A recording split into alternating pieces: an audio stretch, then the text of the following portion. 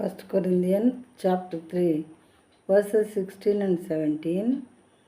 Do you not know that you are God's temple and that God's Spirit dwells in you? If anyone destroys God's temple, God will destroy him.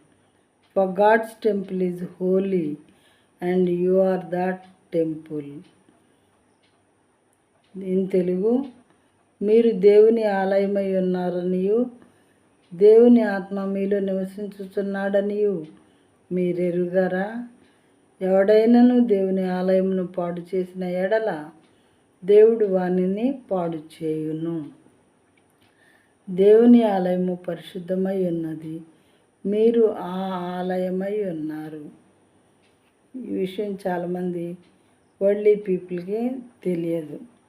తెలియక ఏం చేస్తూ ఉంటారంటే, మరి హస్తకృత్యములైనటువంటి మామూలుగా ప్రార్థనా స్థలాలని, మరి దేవుని ఆలయాలని నిప్పుబెట్టి వాటిని కాల్చటం, పడవేయటం అలాంటివి చేస్తూ ఉన్నారు. అదొక పాపము.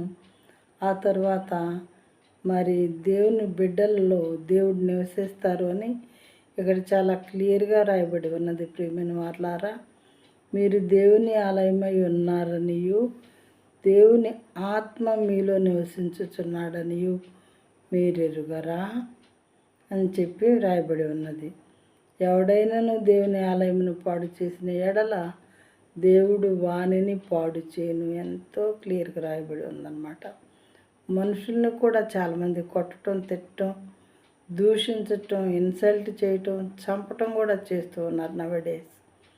వాళ్ళు ఏ హాని చేయకపోయినప్పటికీ, అసలు వాళ్ళ జోలికి వెళ్ళకపోయినా, వారెవరో వీరికి తెలియకపోయినా, వీరెవరో వాళ్ళకి తెలియకపోయినప్పటికీ కూడా అన్నెసరిగా దేవుని బిడ్డల్ని మరి ఈ విధంగా హింసించువారుగా ఉన్నారు కొంతమంది సహోదరులు.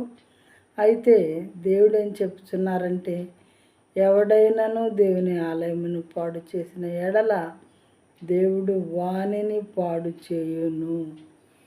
ఎందుకు అంటే దేవుని ఆలయము పరిశుద్ధమై ఉన్నది, మీరు ఆ ఆలయమై ఉన్నారు.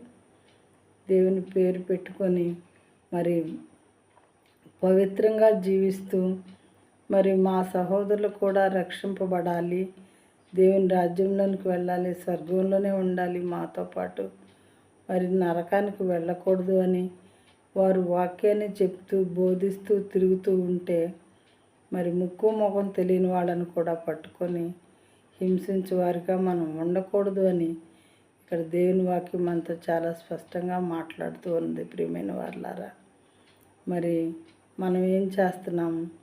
ఈ వాక్యం ఇచ్చినటువంటి సహోదరుడా, ఒకవేళ మీలో ఎవరైనా సరే ఇలాంటి క్రియలు చేస్తూ ఉంటే, దేవుడు మీతో మాట్లాడుతూ ఉండగా సరిచేసుకుంటే దేవుడు మిమ్మల్ని క్షమించి మరి మిమ్మల్ని కూడా పరలోక రాజ్యంలోనికి చేర్చుకోవడానికి ఇష్టపడతారు.